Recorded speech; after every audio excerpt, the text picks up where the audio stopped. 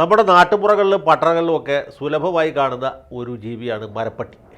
മരപ്പട്ടിയെ കാണാത്തവരാരെങ്കിലും ഉണ്ടാവും എന്നെനിക്ക് തോന്നില്ല. ഈ ന്യൂ ജനറേഷനിൽപ്പെട്ട ചെറുപ്പക്കാർ ഒരുപക്ഷെ കാണുകയോ കേൾക്കുകയോ ചെയ്തിട്ടുണ്ടാവില്ല. ഞങ്ങളുടെയൊക്കെ കുട്ടിക്കാലത്ത് ഈ മരപ്പട്ടി നാട്ടുപുറങ്ങളിൽ വളരെ സുലഭമായിരുന്നു. ഇപ്പോഴും ധാരാളമായിട്ടുണ്ട്. അത് ഓടിട്ട വീടുകളുടെ മച്ചിന്മേലാണ് മരപ്പട്ടികളുടെ സ്വൈരവിഹാരം. പിന്നെ അടുത്തുള്ള മരങ്ങളിലുമൊക്കെ ഉണ്ടാവും. ഇദ്ദേഹം മിക്കവാറും രാത്രി കാലങ്ങളിലാണ് പുറത്തിറങ്ങുക. മരപ്പട്ടി എന്നാണ് ഇദ്ദേഹത്തിൻ്റെ പേരെങ്കിലും ശരിക്കും വെരുകിൻ്റെ വർഗ്ഗത്തിൽപ്പെട്ട ഒരു ജീവിയാണ്. പനവെരുക് എന്നും ഇതിന് പേരുണ്ട്. മാർജാര വംശത്തിലാണ്, മറ്റേ ശ്വാനവർഗ്ഗത്തിൽപ്പെട്ട ജീവിയല്ല. അതിൻ്റെ സ്വഭാവ സവിശേഷതകളൊന്നും ഞാനിവിടെ വർണ്ണിക്കുന്നില്ല. ഇത് മിശ്ര ബുക്കാണ്. ചെറിയ ചെറിയ ജീവികളെ പിടിച്ച് തിന്നും, അതുപോലെ കായ്കനികളൊക്കെ പറിച്ച് തിന്നും. ഇത് തിന്നുന്ന സാധനങ്ങൾ കുരുവായിട്ട് തന്നെ അങ്ങനെ പാടെ വിഴുങ്ങുകയും പിറ്റേ ദിവസം അത് കുരു വിസർജിക്കുകയും ചെയ്യും. അതാണ് ഒരു പ്രത്യേകത. ഇതിൻ്റെ മൂത്രത്തിന് അതിരൂക്ഷമായ ഗന്ധമാണ്. ഈ മരപ്പട്ടിയുടെ മൂത്രം നമ്മുടെ മൂക്ക് തുളച്ച് തലച്ചോറിൻ്റെ പ്രവർത്തനത്തെ പോലും സ്തംഭിപ്പിച്ചു കളയും. അത്ര ഭയങ്കരമാണ്. അങ്ങനെ ഉള്ളതായി ഈ ജീവിയെ മരപ്പട്ടി എന്നുള്ളത്. ചിലപ്പോൾ ആളുകൾ നമ്മുടെ നാട്ടുപുറങ്ങളിലൊക്കെ ഉണ്ട്, ഇപ്പം ഉണ്ടോയെന്ന് എനിക്കറിയില്ല.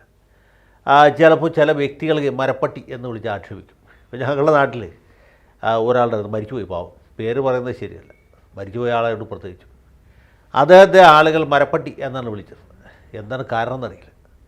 ഒരു ദിവസം ഞാൻ നോക്കുമ്പോൾ ഈ മനുഷ്യൻ്റെ വീടിൻ്റെ മതിലുമ്മൽ, ഇദ്ദേഹം സാമാന്യം നല്ല സാമ്പത്തിക സ്ഥിതിയുള്ള ആളായിരുന്നു, അവിവാഹിതരായിരുന്നു.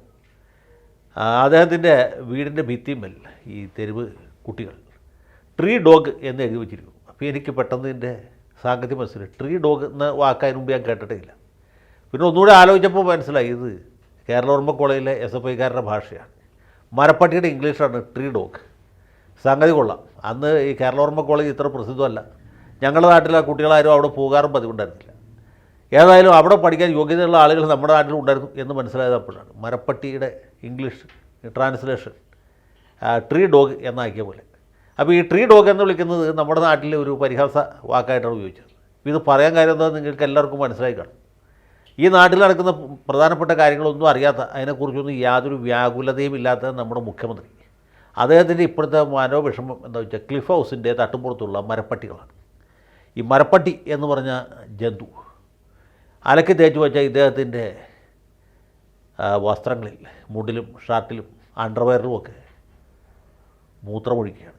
മരപ്പട്ടിയുടെ ആ മൂത്രം അത് പുണ്യാഹമൊന്നുമല്ല. പനവെരുകിൻ്റെ വെരുകയാണെങ്കിൽ നമുക്ക് സുഗന്ധം പരത്തുന്ന സാധനമാണ്. അല്ലെങ്കിൽ കസ്തൂരിമാൻ്റെ കസ്തൂരി, അല്ലെങ്കിൽ കൈത ഓല, പണ്ടതൊക്കെയാണ് ആൾക്കാർ സുഗന്ധത്തിന് വേണ്ടി ഉപയോഗിച്ചിരുന്നത്. ഈ പേർഷ്യയിൽ നിന്ന് അത്രയൊക്കെ തന്നെ കൂമ്പ് അങ്ങനെയുള്ള സാധനമൊന്നുമല്ലേ പനവെരുകിൻ്റെ അഥവാ മരപ്പട്ടിയുടെ മൂത്രം എന്ന് പറഞ്ഞാൽ രൂക്ഷഗന്ധമുള്ള ഒരു സാധനമാണ്. ഇരട്ടച്ചങ്കല്ല, മുച്ചങ്കടയ്ക്ക് പോലും അത് സഹിക്കാൻ പറ്റുകയില്ല. അത്ര കഠോരമായിട്ടുള്ള ഗന്ധമാണ്. ഞാൻ നേരത്തെ പറഞ്ഞില്ല, തലച്ചോറിൻ്റെ പ്രവർത്തനം തന്നെ മന്ദീഭവിച്ചു പോകും.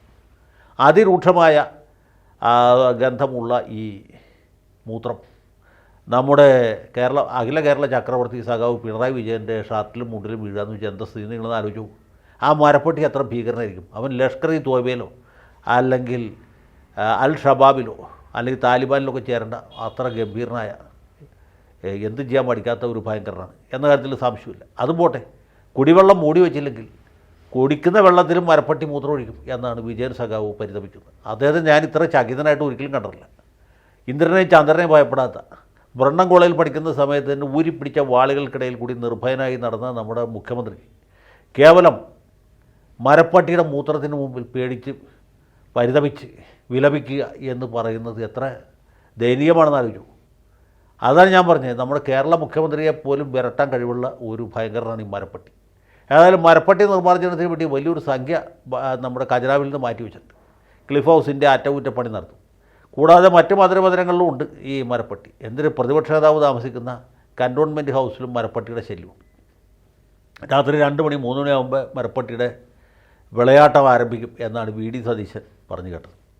ഏതായാലും ഈ മരപ്പട്ടി ചില്ലറക്കാരനല്ല എന്നുള്ളതിന് ഏറ്റവും വലിയ തെളിവ് നമ്മുടെ നാട്ടിലെ സാംസ്കാരിക നായകന്മാരുടെ കാര്യമാണ്. ഇവരാണ് ശരിക്കുള്ള മരപ്പട്ടികൾ. മരപ്പട്ടി എന്ന് പറയുന്നത് ഒരു, ഞാൻ നേരത്തെ പറഞ്ഞ പോലെ വെരുകിൻ്റെ വിഭാഗത്തിൽപ്പെട്ട ഒരു ജീവിയാണ്. അതിൻ്റെ സാധാരണ രീതിയാണ് ഈ പഴവർഗ്ഗങ്ങൾ തിന്നുകയും അതിൻ്റെ കുരു വിസർജിക്കുകയും ചെയ്യുക എന്നുള്ളത്. അതുപോലെ രൂക്ഷഗന്ധത്തോടി മൂത്രമൊഴിക്കുക എന്നുള്ളത്. അല്ലെങ്കിൽ എതിരെ വരുന്ന ആളുകളെ മാന്തുക, കടിക്കുക എന്നൊക്കെയുള്ളത്. പക്ഷേ ഈ സാംസ്കാരിക നായകരുടെ കാര്യം അതല്ല. അവരെല്ലാവരും തന്നെ ഇപ്പോൾ മഹാമൗനത്തിലാണ്. ഞാൻ ഓസ്ട്രേലിയയിൽ പോയപ്പോൾ അവിടെ ഒരു മൃഗശാല നമ്മുടെ നാട്ടിലെ സൂ പോലത്തെ അല്ല, അതിവിശാലമായ മൃഗശാലയിൽ ദിവസത്തിൽ 20 മണിക്കൂർ ഉറങ്ങുന്ന ഒരു ജീവിയെ കാണുന്നുണ്ട്. അതിൻ്റെ പേര് കുവാല എന്ന് മറ്റുമാണ്. കുവാല ഇത് ഒരു ദിവസത്തിൽ 20 മണിക്കൂർ ഉറക്കമായിരിക്കും. 4 മണിക്കൂർ പുള്ളി ഉണർന്ന് ഭക്ഷണം കഴിക്കും. ഭക്ഷണം കഴിച്ചാൽ പിന്നെ ഉറങ്ങും. കുംഭകർണൻ്റെ ഇളയമ്മയുടെ മകനാണ് കുവാല. ആ വിഭാഗത്തിൽപ്പെട്ട ആളുകളാണ് നമ്മുടെ നാട്ടിലെ ഈ സാംസ്കാരിക നായകർ. സച്ചിദാനന്ദൻ, അശോകൻ ചെരുവിൽ, പിന്നെ സുനിൽ പി ഇളയർ. ഇവരൊക്കെ മാർക്സിസ്റ്റ് പാർട്ടി ഓഫീസിൽ നിന്നുള്ള കൽപ്പന വന്നാൽ അപ്പോൾ ഉണരും. അത് കഴിഞ്ഞാൽ അപ്പോൾ ഉറങ്ങും. ഇവരാണ് ശരിക്കുള്ള മരപ്പട്ടികൾ. കുവാലയല്ല, കുവാല മനുഷ്യർക്ക് ഉപദ്രവം ചെയ്യാത്ത സാധനമാണ്. അവർ ഈ പാർട്ടി ഓഫീസിൽ നിന്നുള്ള കൽപ്പന വരാത്തത് കൊണ്ട് ഇപ്പോൾ സിദ്ധാർത്ഥൻ്റെ മരണത്തെക്കുറിച്ചാവട്ടെ, ഈ നാട്ടിൽ നടക്കുന്ന വേറെ ഏതെങ്കിലും പ്രശ്നത്തെക്കുറിച്ചാവട്ടെ ഒന്നും പ്രതികരിക്കുന്നില്ല. ഇവരുടെയൊക്കെ പ്രതികരണ ശേഷി പാർട്ടി ഓഫീസിൽ പണയം വെച്ചിരിക്കുകയാണ്. കാരണം മരപ്പട്ടിയെ പോലെയാണ്. രൂക്ഷഗന്ധത്തോടെ മൂത്രമൊഴിക്കാനും മറ്റുള്ളവരെ നാറ്റിക്കാനും മാത്രമേ ഇവർക്ക് അറിയാവൂ. സത്യം പറഞ്ഞ ക്ലിഫ് ഹൗസിലെ ഈ മരപ്പട്ടിയാണ് കേരളത്തിൽ ഇപ്പോഴത്തെ ഏറ്റവും വലിയ സാംസ്കാരിക നായകൻ. തിരുവനന്തപുരത്ത് താമസിക്കുന്ന മുഖ്യമന്ത്രിക്ക് ഇതുവരെ നെടുമങ്ങാണ്ടുള്ള സിദ്ധാർത്ഥൻ്റെ വീട്ടിൽ പോകാൻ സമയം കിട്ടിയിട്ടില്ല. സംതൃപ്ത കുടുംബാംഗങ്ങളെ സമാശ്വസിപ്പിക്കാൻ പറ്റിയിട്ടില്ല. ഇവിടുന്ന് ഒരു മന്ത്രി അദ്ദേഹത്തിൻ്റെ ഈ ചെറുപ്പക്കാരൻ്റെ വീട്ടിൽ ചെന്ന് അവിടെ ചെന്നിട്ട് ഈ മരിച്ചുപോയ കുട്ടിയുടെ പേരെന്താണെന്ന് ചോദിച്ചു എന്നവർ. അങ്ങനെയുള്ള മന്ത്രിമാരും ഉണ്ട് നമ്മുടെ ഈ മഹത്തായ കേരള ഭൂമിയിൽ. അതുപോലെ മറ്റു മന്ത്രിമാരും ഉണ്ട്. ഞാനിപ്പോൾ ആരെക്കുറിച്ചും പറയുന്നില്ല, പറഞ്ഞാൽ മോശവും എന്നുള്ളതുകൊണ്ട്. അപ്പോൾ ഇങ്ങനെയൊക്കെയുള്ള ആളുകൾ ഈ രീതിയിൽ പെരുമാറുമ്പോൾ അതിനോട് പ്രതികരിക്കാനുള്ള എന്താണ് ധാർമ്മിക ശക്തി ഇവിടുത്തെ ഈ സാംസ്കാരിക നക്കികളായിട്ടുള്ള മരപ്പട്ടികൾക്കില്ല. അവരൊക്കെ പാർട്ടി ഓഫീസിൽ നിന്ന് കിട്ടുന്ന നക്കാപ്പിച്ചയും മേടിച്ച് സമാധാനമായിട്ട് സാഹിത്യ അക്കാദമി മെമ്പർ, സെക്രട്ടറി, അതല്ലെങ്കിൽ പ്രസിഡൻറ്റ്, വൈസ് പ്രസിഡൻറ്റ് എന്നൊക്കെ പറഞ്ഞ് സ്റ്റേറ്റ് കാറിൽ ഞെളിഞ്ഞ് പോവുകയാണ്. അങ്ങനെയുള്ള ഈ സാംസ്കാരിക നക്കികൾ അല്ലെങ്കിൽ സാംസ്കാരിക നായകൾ ഉള്ള ഈ നാട്ടിൽ യഥാർത്ഥ സാംസ്കാരിക വില്ലൻ എന്ന് പറയുന്നത് മരപ്പട്ടിയാണ്. മരപ്പട്ടിക്ക് അതിനുള്ള ആർജവമുണ്ടായി. മരപ്പട്ടി മുഖ്യൻ്റെ ഉടുമുണ്ടിലും അടിവസ്ത്രത്തിലുമൊക്കെ മൂത്രം ഒഴിച്ചുകൊണ്ട് പ്രതിഷേധിച്ചു എന്ന് കരുതാനാണ് എനിക്ക് ആഗ്രഹം. ഞാൻ അങ്ങനെ കരുതാനാണ് ആഗ്രഹിക്കുന്നത്. മരപ്പട്ടിയുടെ യഥാർത്ഥ ദൗത്യം അതാണ്. അല്ലെങ്കിൽ അദ്ദേഹത്തിന് കുടിക്കാനുള്ള വെള്ളത്തിൽ മൂത്രം ഒഴിക്കും. അങ്ങനെ മരപ്പട്ടിയുടെ മൂത്രം മുഖ്യമന്ത്രി കുടിക്കും. എത്ര മനോഹരമായ ആ സോഷ്യലിസ്റ്റ് യുഗത്തിലാണ് നമ്മൾ ജീവിക്കുന്നത് ആലോചിച്ച് നോക്കും. സത്യത്തിൽ ഈ ക്ലിഫ് ഹൗസിലെ മരപ്പട്ടിയെ എവിടെയെങ്കിലും വെച്ച് ആദരിക്കണം എന്നാണ് എൻ്റെ അഭിപ്രായം. മരപ്പട്ടികൾ മനുഷ്യൻ്റെ ആദരവ് ഏറ്റുവാങ്ങും നമുക്കറിയില്ല. പക്ഷേ മരപ്പട്ടിയെ ആദരിക്കേണ്ട ഒരു നിലയിലേക്ക് നമ്മുടെ സാംസ്കാരിക കേരളം നിലം പതിച്ചിരിക്കുകയാണ് എന്നുള്ളതാണ് ഏറ്റവും ദുഃഖകരമായിട്ടുള്ള യാഥാർത്ഥ്യം. കൂടുതൽ പറഞ്ഞാൽ വളരെ മോശവും എന്നുള്ളതുകൊണ്ട് അധികം ദീർഘിപ്പിക്കുന്നില്ല. എല്ലാവർക്കും നന്ദി, നമസ്കാരം.